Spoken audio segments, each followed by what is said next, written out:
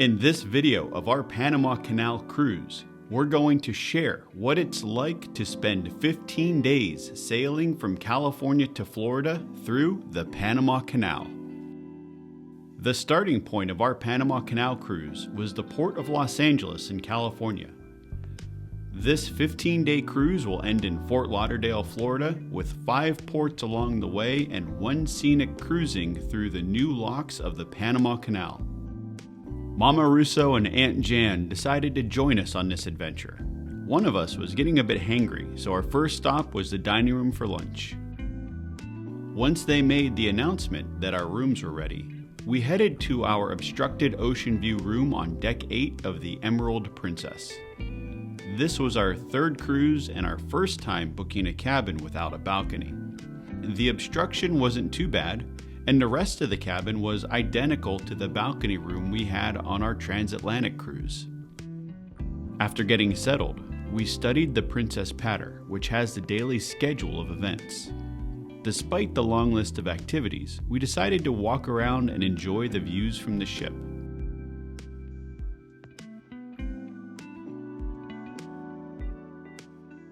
After getting our photo with the captain, we took Mom to get some ice cream, then hit the gym in preparation for our departure.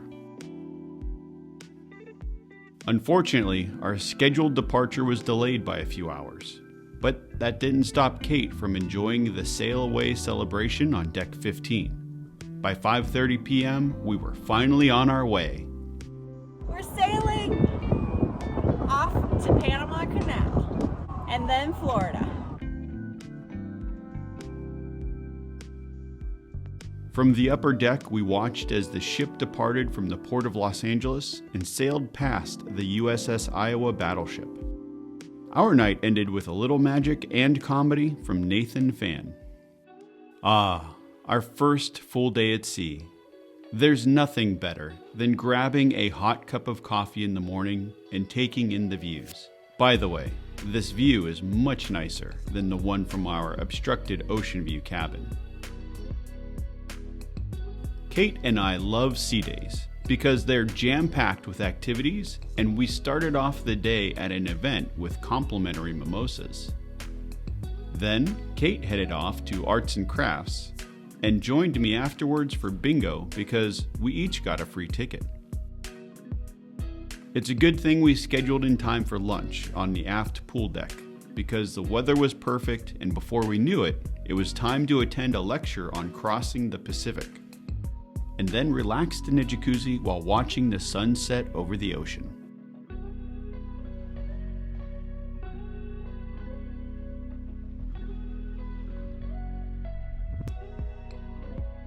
Since we weren't due to arrive in Cabo until noon, we opted for a leisurely breakfast in a dining room and a family workout session in the fitness center.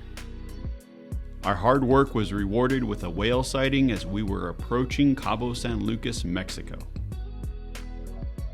This was the only port on our Panama cruise that required water shuttles to get from the ship to the port. All of the cruise ships anchor nearby and have to use tenders to transfer the passengers. So this is the first stop on our 15-day cruise, and we're just going to take a tender, go into town, walk around for a bit. We don't have any excursions planned. We're about to head out and see if my mom and aunt want to join us.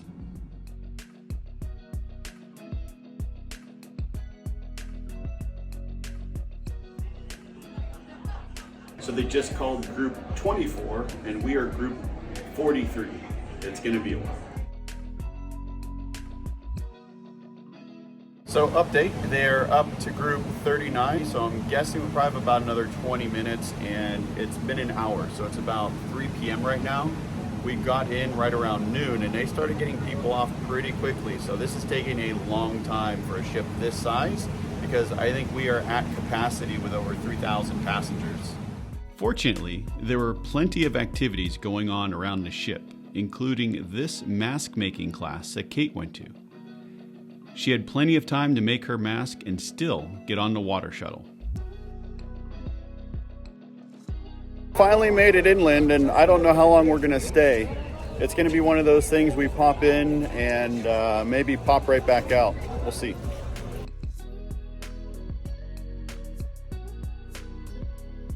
Before heading back to the ship, my mom insisted that we get margaritas and guacamole, along with some ceviche, which was absolutely amazing.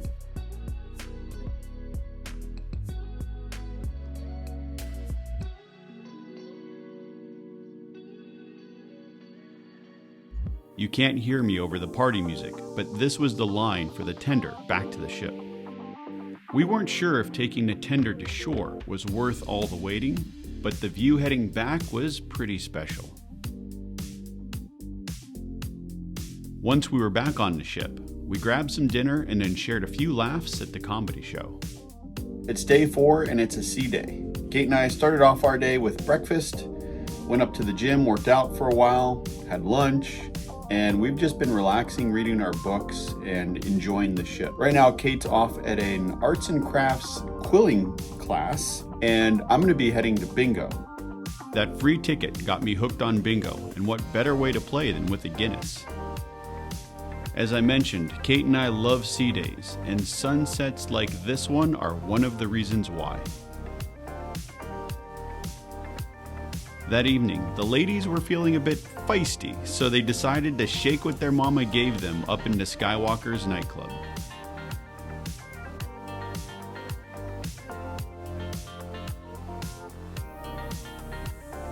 The next morning, I needed a hearty breakfast to recover from partying with the ladies. We enjoyed a relaxing day, watching the officers versus guests competition, the art auction, a game show, some live music, and ended the night watching Nathan climb into a giant balloon.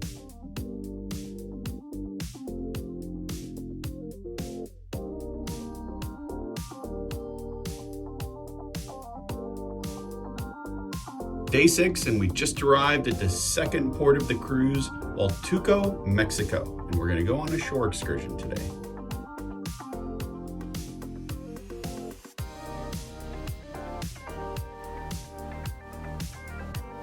There's the old man in the rock, right there.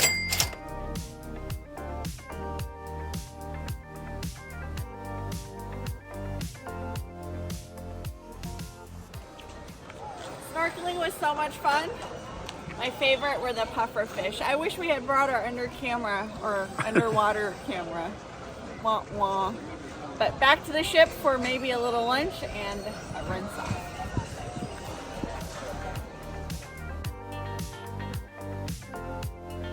After we got back to the ship, I took my mom back into Huatulco to do some sightseeing and get another margarita.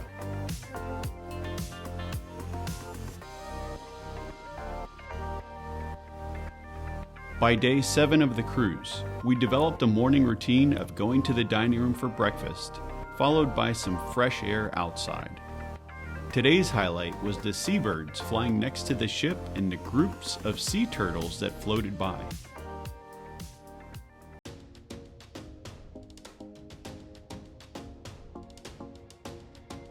After learning about what it's like for crew to live at sea, we grabbed afternoon tea.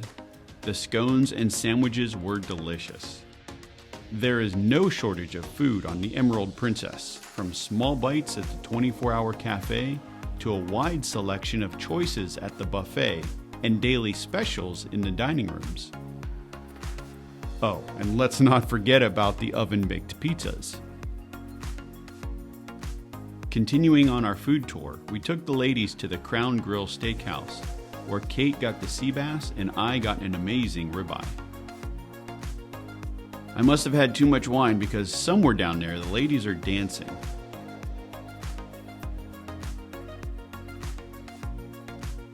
Since Kate and I have spent time in Costa Rica before, we decided that with most of the people off the ship, this would be the perfect time to do laundry.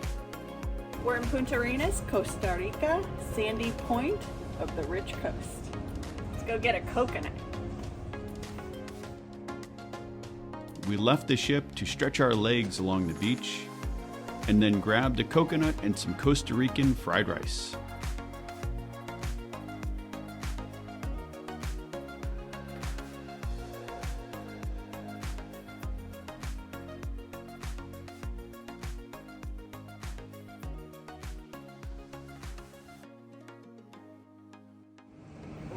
cold.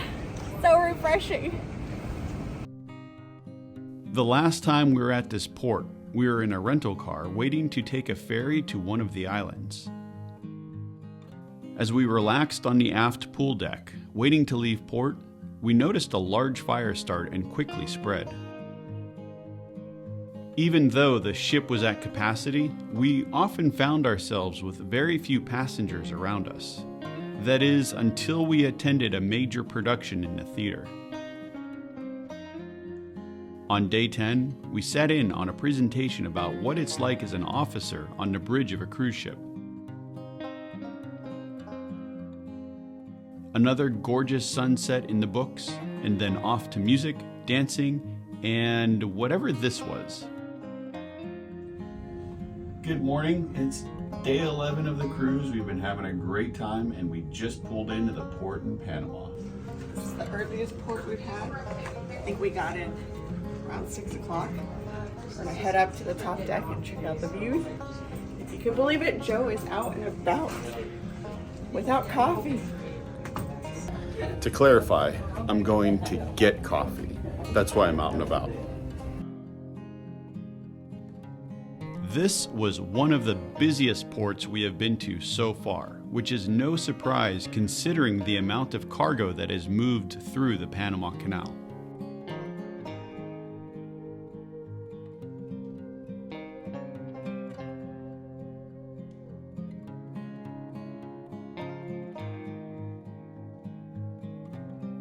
So we managed to get a cab. We're taking that into Casco Viejo, which is the old town, and we are staring across the water at downtown Panama City.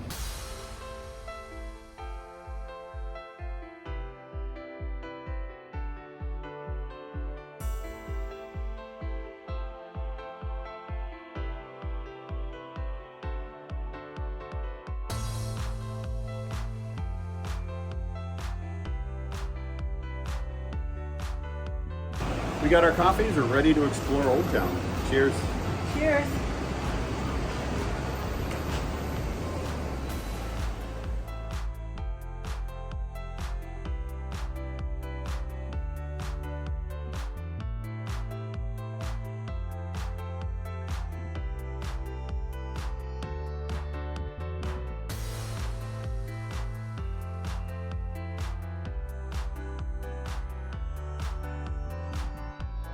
The last time Kate and I visited this part of Panama was in 2013. It was fun to be back with my mom and exploring new parts of the area with her and seeing the changes over the years.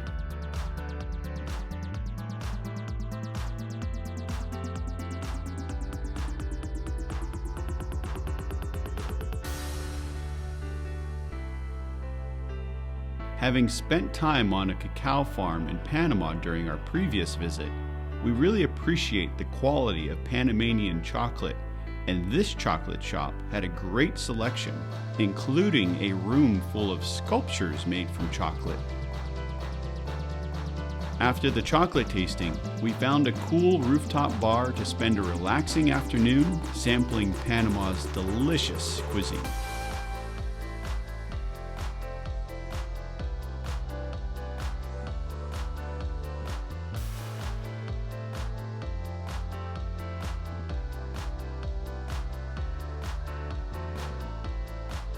Kate treated herself to a chocolate ice cream after we got back to the ship, and we enjoyed the sail away celebration on the top deck.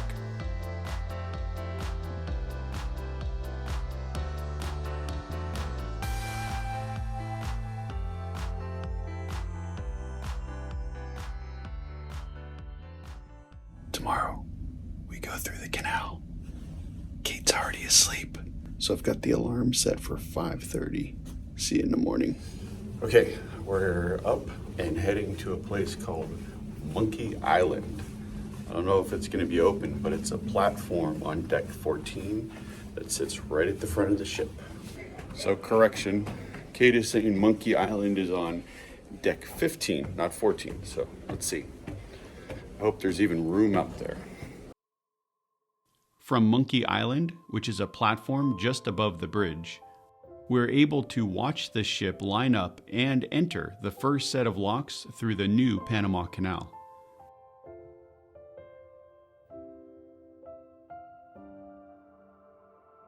Gorgeous sunrise over the Pacific as we go through the locks. Here in Panama, the sun rises over the Pacific, sets over the Atlantic. We're on my mom's balcony, and there is the side of the lock. It's pretty cool. So those are the locks that Joe and I went through the first time we came to Panama, and now we're going through the new locks. These are the recycling ponds for the chambers. And that is the Miraflores locks. Here I am in the Panama Canal locks. With only a few feet on either side of the ship, the pasacables were hard at work getting us tied up. Since the full canal transit takes about 10 or more hours, I took a nap before lunch to get ready for the second set of locks.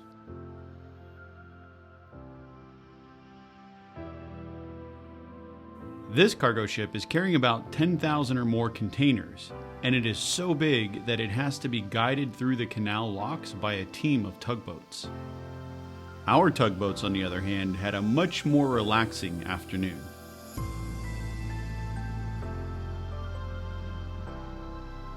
They're on hand so that if the wind does pick up, they can help keep the ship centered in the lock.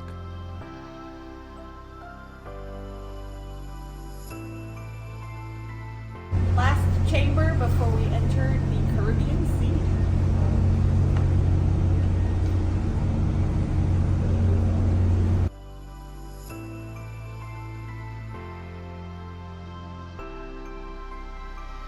This is one of the massive doors that seal the locks.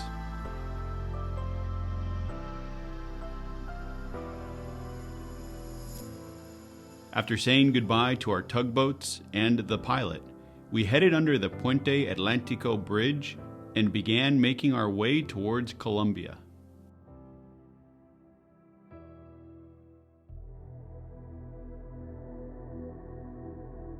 Eggs over easy, get it?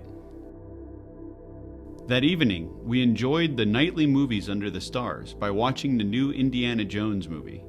By the time the movie was over, the seas had started to get rough.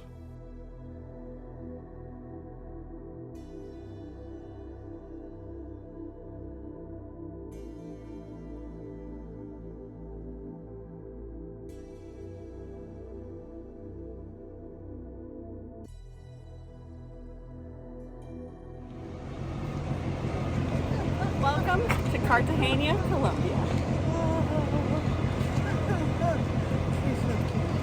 The port in Cartagena, Colombia was by far the most interesting. They had all types of birds and various indigenous animals wandering around greeting everyone as we made our way into the city. My mom booked us all a private tour to see some of the beautiful sights the city of Cartagena is known for.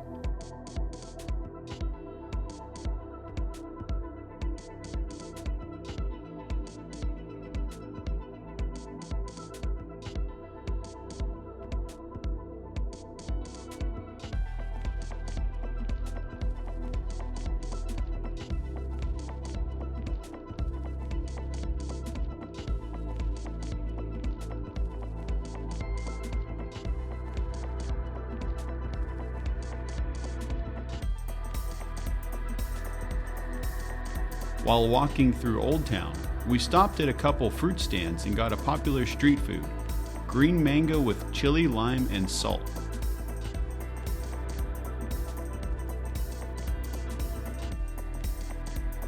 From there, we sampled another delicacy, Nispero or loquat, which has a sweet and sour flavor.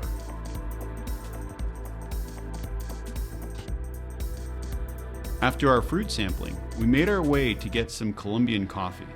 I ordered a pour-over that we all shared, and Kate got herself an almond croissant.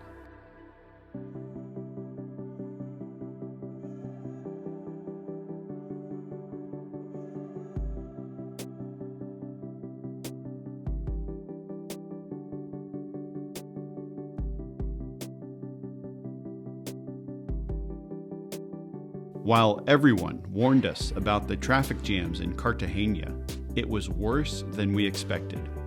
The short 7-kilometer drive back to the port took just under an hour. Luckily, we gave ourselves plenty of time and got a chance to explore more of the port area and the wide variety of animals.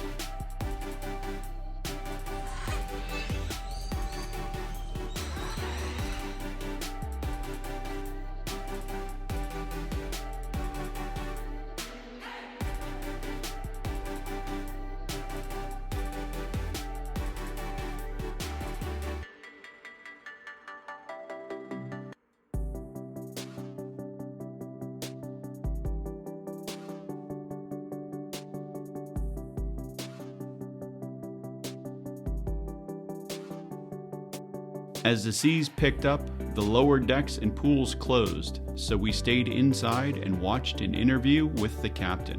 So I'm come from Sorrento, south of Italy, close to Naples, Amalfi Coast. Kate got back to her arts and crafts, and that evening we enjoyed a specially prepared Indian meal that wasn't on the menu, and a crew appreciation event.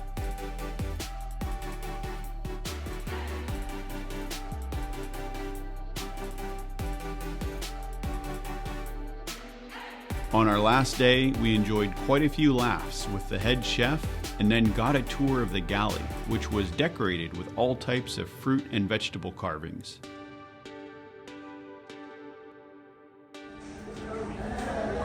That was very cool, getting to see the galley.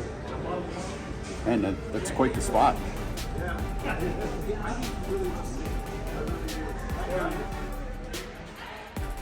For the very last bingo game of the cruise, I got the premium package with the tablet, paper tickets, and a scratcher, with hopes of winning the $4,600 jackpot. Give it up for Raiden for winning the jackpot today! Thank you. We didn't win, but that was a lot of fun. I think that'll be our new tradition for the end of the cruise. Go to the snowball jackpot and get a tablet.